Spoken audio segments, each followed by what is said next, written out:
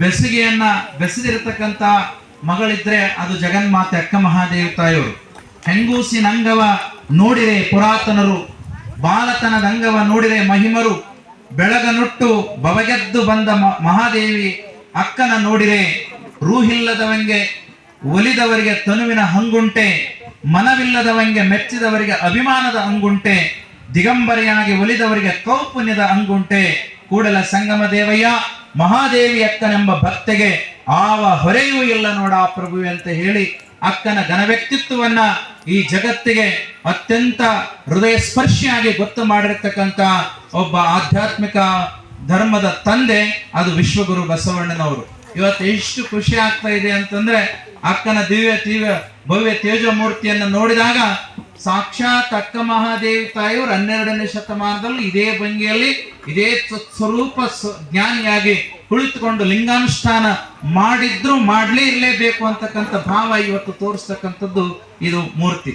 ಅಕ್ಕನಿಗೆ ಗಂಗಾಂಬಿಕಕ್ಕ ಸತ್ಯಕ್ಕ ಮಾತಾಜಿಯವರಿಗೆ ಜೋರಾದ ಚಪ್ಪಾಳಿಯೊಂದಿಗೆ ಇಂಥ ನೋಡಿ ಎಷ್ಟು ಚೆನ್ನಾಗಿ ಅಕ್ಕನ ಒಂದು ಮೂರ್ತಿ ಇದೆ ಅಂತಂದ್ರೆ ಇಲ್ಲಿವರೆಗೂ ಸಹಿತ ಈ ಕ್ಷಣದವರೆಗೂ ನಾವೆಲ್ಲ ಕಡೆ ಮೂರ್ತಿ ಪ್ರತಿಷ್ಠಾಪನೆಗೆ ಹೋಗಿದ್ವಿ, ಇಷ್ಟೊಂದು ಸುಂದರವಾಗಿರ್ತಕ್ಕಂಥ ಮೂರ್ತಿ ಎಲ್ಲೂ ಇಲ್ಲ ಅಂತ ತಿಳ್ಕೊಂಡು ನಮಗೆ ನಾನಾದರೂ ಅನ್ಕೊಳ್ತಾ ಇದ್ದೇನೆ.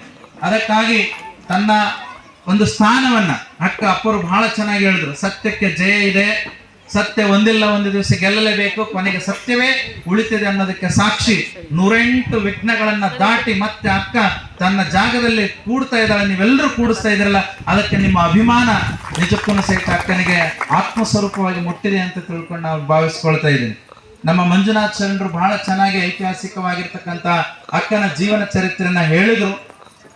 ಕಾರಣ ಅಕ್ಕ ಇಲ್ಲಿ ಕಿನ್ನರಿ ಬ್ರಹ್ಮಯ್ಯನ ಘಟನೆಯನ್ನ ಹೇಳಿದ್ರು.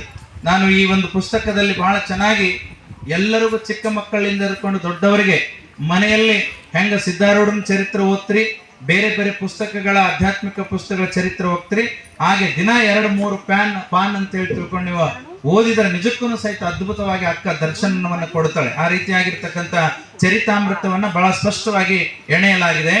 ಕಿನ್ನರಿ ಬ್ರಹ್ಮಯ್ಯ ಆಗ್ಲಿ, ಅಲ್ಲಮ ಪ್ರಭುದೇವರಾಗ್ಲಿ, ಇಲ್ಲಿರ್ತಕ್ಕಂಥ ಎಲ್ಲ ಶರಣರು ಅಕ್ಕನಷ್ಟೇ ಆಧ್ಯಾತ್ಮಿಕವಾಗಿರತಕ್ಕಂಥ ಭಾವವನ್ನು ಹೊಂದಿದವರು. ಆದರೆ ಅಕ್ಕನನ್ನ ಬರಮಾಡಿಕೊಳ್ಳಲಿಕ್ಕಾಗಿ ಅವರು ಅಕ್ಕನಿಗೆ ಫೈನಲ್ ಪರೀಕ್ಷೆಯನ್ನ ಮಾಡ್ತಾರೆ. ಅಲ್ಲಿವರೆಗೂ ಉಡುತಡಿಯಿಂದ ಇಲ್ಲಿಗೆ ಬರಬೇಕಾದ್ರೆ ಸಾಕಷ್ಟು ರೀತಿಯ ಪರೀಕ್ಷೆಯನ್ನ ಅಕ್ಕ ಅನುಭವಿಸಿದ್ಲು.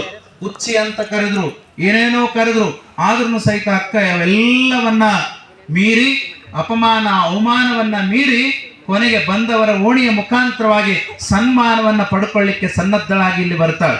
ಬಂದಾಗ ಮೊಟ್ಟ ಮೊದಲ ಬಾರಿಗೆ ಇಲ್ಲೇ ಎಡಕ್ಕೆ ನೀವು ತಿರುಗಿ ನೋಡ್ಬೇಕು. ಎಷ್ಟು ಜನ ನೋಡಿದ್ರೆ ಗೊತ್ತಿಲ್ಲ, ತುರುಗಾಯಿ ರಾಮಣ್ಣನ ಗವಿ ಇದೆ. ನೋಡಿದಿರಲ್ಲ? ನೋಡಿದಿರಿ? ನೋಡಿಲ್ಲ ಅಂತಂದ್ರೆ ಹೋಗಿ ನೋಡ್ರಿ. ಬಹಳ ಅದ್ಭುತ ಮತ್ತು ವಿಶಾಲವಾಗಿ ಗವಿ ಇದೆ. ಅಲ್ಲಿ ಬಂದ ತಕ್ಷಣ ನೀರನ್ನ ತತ್ರಾಣಿಯಲ್ಲಿ ಇನ್ನೇನು ದನಗಳನ್ನ ಕಾಯ್ತಾ ಇರ್ತಾನೆ. ಆಗ ಅಕ್ಕನನ್ನ ನೋಡಿ ನೀರು ಕೊಡ್ಲಿಕ್ಕೆ ಮುಂದಾಗ್ತಾನೆ. ಆಗ ಆ ಒಂದು ತುರುಗಾಯಿ ರಾಮಣ್ಣನ ಶರಣನ ಹಣೆ ಮೇಲಿರ್ತಕ್ಕಂಥ ಶುಭ್ರವಾದ ಧವಳ ಅಂದ್ರೆ ವಿಭೂತಿಯನ್ನ ನೋಡಿ, ಕೊರಳಲ್ಲಿ ರುದ್ರಾಕ್ಷಿಯನ್ನು ನೋಡಿ, ಇಷ್ಟಲಿಂಗವನ್ನು ನೋಡಿ ಅಕ್ಕ ಸ್ವಲ್ಪ ಪರೀಕ್ಷೆ ಮಾಡ್ತಾಳ, ನೀನು ಹೆಂಗ ಪರಿವರ್ತನೆ ಆದೆ ಅಂತ.